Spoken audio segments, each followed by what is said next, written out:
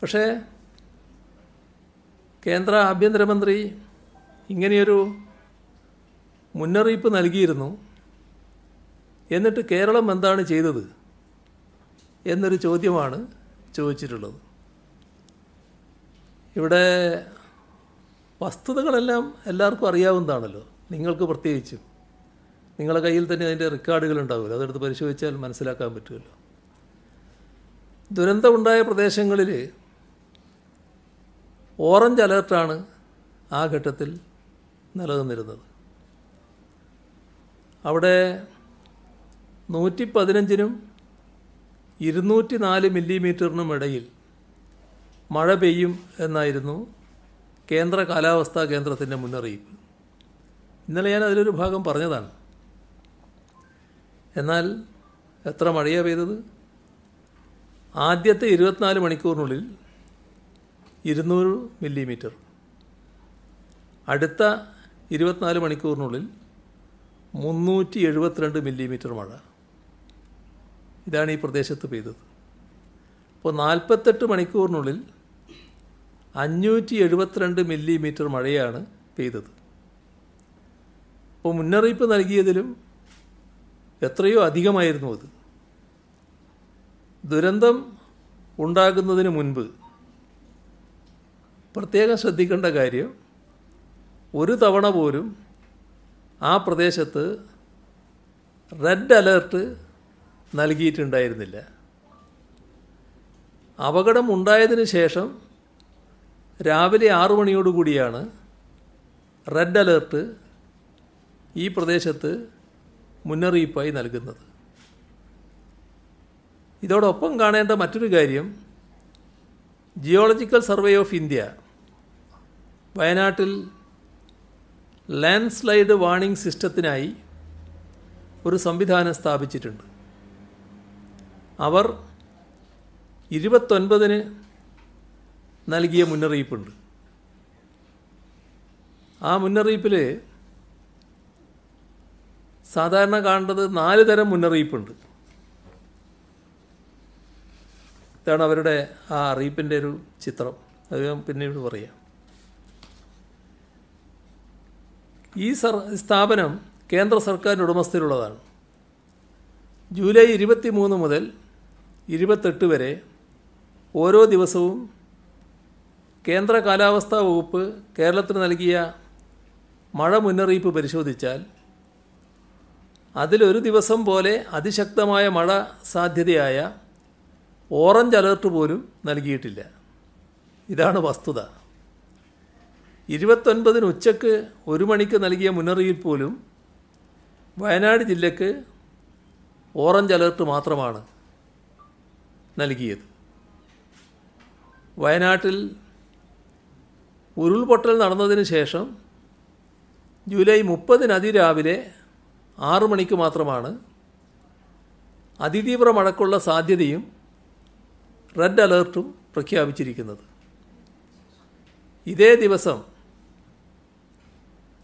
Geological survey of India ഉച്ചയ്ക്ക് 2 മണിക്ക് നൽകിയ മണ്ണിടിച്ചിൽ, ഉരുൾപൊട്ടൽ ഇവ സംബന്ധിച്ച വയനാട് ജില്ലയ്ക്കുള്ള 30-ാം തീയതിക്കും 31-ാം തീയതിക്കുമുള്ള മുന്നറിയിപ്പിൽ പച്ച അലേർട്ടാണ് നൽകിയിരിക്കുന്നത്. പച്ച എന്ന ചെറിയ മണ്ണിടിച്ചിലിൽ ഉരുൾപൊട്ടൽ ഉണ്ടാകുവാനുള്ള സാധ്യത എന്നാണ് അർത്ഥം. എന്നാൽ അപ്പോഴേക്കും അതിതീവ്ര മഴ ലഭിക്കുകയും അപകടം സംഭവിക്കുകയും ചെയ്തു കഴിഞ്ഞു.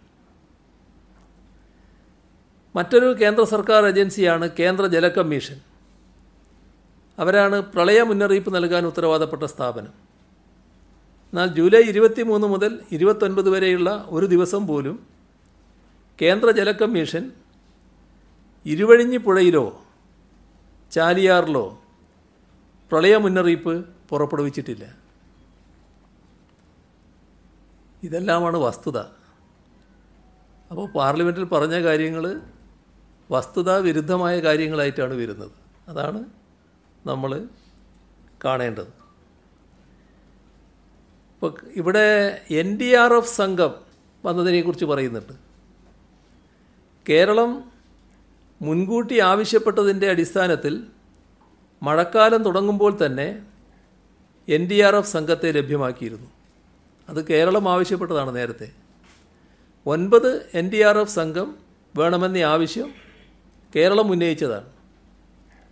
വയനാട് ജില്ലയിൽ ഇതിലൊരു സംഘത്തെ സർക്കാർ മുൻകൂറായി തന്നെ വിന്യസിക്കുകയും ചെയ്തിരുന്നു. അത് സാധാരണ കേന്ദ്രത്തോട് ആവശ്യപ്പെട്ടത്, അത് ആ ആവശ്യം സംസ്ഥാനം നേരത്തെ ഉന്നയിച്ചതാണ്.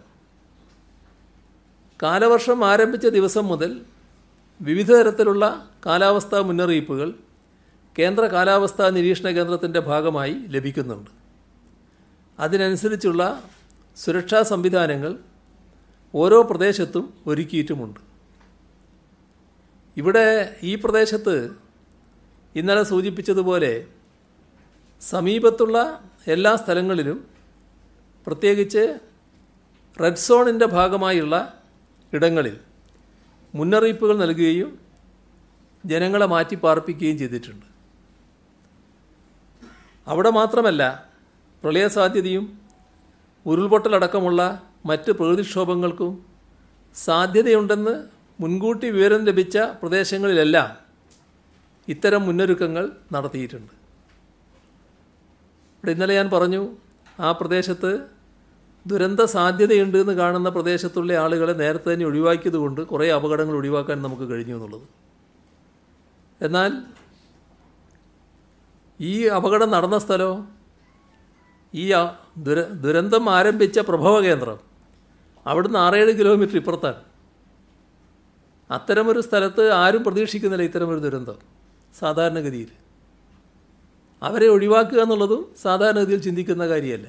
അതാണ് സംഭവിച്ചിട്ടുള്ളത്. ഇവിടെ നമ്മൾ ആലോചിക്കേണ്ട ഒരു കാര്യം, അത് കേന്ദ്ര ഗവൺമെൻറ്റും ഗൗരവമായി ചിന്തിക്കേണ്ട കാര്യമാണ്. ഇതൊന്നും പരസ്പരം പഴിചാരുന്നതിന് വേണ്ടി ഞാൻ പറയുന്ന കാര്യമല്ല. കാലാവസ്ഥാ വ്യതിയാനത്തിൻ്റേതായ ഭാഗമായി വന്നിട്ടുള്ള മാറ്റങ്ങളുണ്ട്. ഇപ്പോൾ അതിതീവ്ര മഴ നമ്മളെല്ലാവരും ഇപ്പോൾ പറഞ്ഞുകൊണ്ടിരിക്കുന്നൊരു കാര്യമാണ്. ആ അതിതീവ്ര മഴയുടെ ശക്തി എത്രയാണ്? നേരത്തെ നമ്മൾക്ക് അത്തരമൊരു മഴ അനുഭവപ്പെട്ടിട്ടുണ്ടോ? അത്രയും കനത്ത മഴയല്ലേ ഓരോ ഘട്ടത്തിലും കിട്ടുന്നത്. അപ്പോൾ കാലാവസ്ഥാ വ്യതിയാനത്തിൻ്റെ ഭാഗമായി വരുന്ന മാറ്റങ്ങൾ, ആ മാറ്റങ്ങൾ പൂർണ്ണമായി ഉൾക്കൊള്ളാനും അതിനെ പ്രതിരോധിക്കാനുമുള്ള നടപടികളിലേക്ക് നമ്മൾ കടക്കണ്ടേ? ഇങ്ങനെ ചില പ്രശ്നങ്ങൾ ഉണ്ടാകുമ്പോൾ ആരെയെങ്കിലും പെടലിക്കിട്ട് അതിൻ്റെ ഉത്തരവാദിത്വം ഞങ്ങൾക്കല്ല എന്ന് പറഞ്ഞ് ഒഴിഞ്ഞു മാറിയത് കൊണ്ട് കാര്യങ്ങളിൽ നിന്ന് രക്ഷപ്പെടാൻ കഴിയുമോ? ഇതാണിതിൽ നമ്മൾ ആലോചിക്കേണ്ട കാര്യം. കേന്ദ്ര ഗവൺമെൻറ്റും ഗൗരവമായി ആലോചിക്കേണ്ടതാണ്. കാലാവസ്ഥാ വ്യതിയാനത്തിൻ്റെ ഭാഗമായി വന്നുകൊണ്ടിരിക്കുന്ന ദുരന്തങ്ങൾ, അത് പ്രതിരോധിക്കുന്നതിനാവശ്യമായ ഫലപ്രദമായ നടപടികളിലേക്കാണ് കടക്കേണ്ടത്. ഞാൻ ആവർത്തിച്ച് പറയുകയാണ്, ഇതൊന്നും സാധാരണഗതിയിൽ പഴിചാരേണ്ട ഒരു ഘട്ടമല്ല. ഇപ്പോൾ ദുരന്തമുഖത്താണ് നമ്മൾ. ആ ഹതാശയരായ ജനങ്ങൾ നിരാലംബരായി കഴിയുകയാണ്. അവരെ സഹായിക്കുക, രക്ഷിക്കേണ്ടവരെ രക്ഷിക്കുക, മണ്ണിനടിയിൽ കിടക്കുന്നവരെ അടക്കം കണ്ടെത്തുക, അതിന് കൂട്ടായ ശ്രമം നടത്തുക, ആ പ്രദേശത്തെ വീണ്ടെടുക്കാൻ ആവശ്യമായ കാര്യങ്ങൾ ചെയ്യുക. അവിടെ നഷ്ടപ്പെട്ടുപോയ ഗ്രാമമുണ്ട്, അതിനെ വീണ്ടെടുക്കുക. ഇതിനെല്ലാം നമ്മളെല്ലാവരും ഒന്നിച്ചു നിൽക്കുക എന്നതാണ് ഈ ഘട്ടത്തിൽ പരമപ്രധാനമായിട്ടുള്ളത്. ഇതിനാണ് സംസ്ഥാന സർക്കാർ ഏതായാലും മുൻതൂക്കം കൊടുക്കുന്നത്. അതിനെല്ലാവരും സഹകരിക്കണമെന്നാണ് പറയാനുള്ളത്. നാളെ 11:30 മണിക്ക് വയനാട്ടിലെ കലക്ട്രേറ്റിൽ അവിടെയുള്ള സർവകക്ഷികളുടെ യോഗവും ഇത്തരം കാര്യങ്ങൾ ചർച്ച ചെയ്യുന്നതിന് വേണ്ടി ചേരുന്നുമുണ്ട്.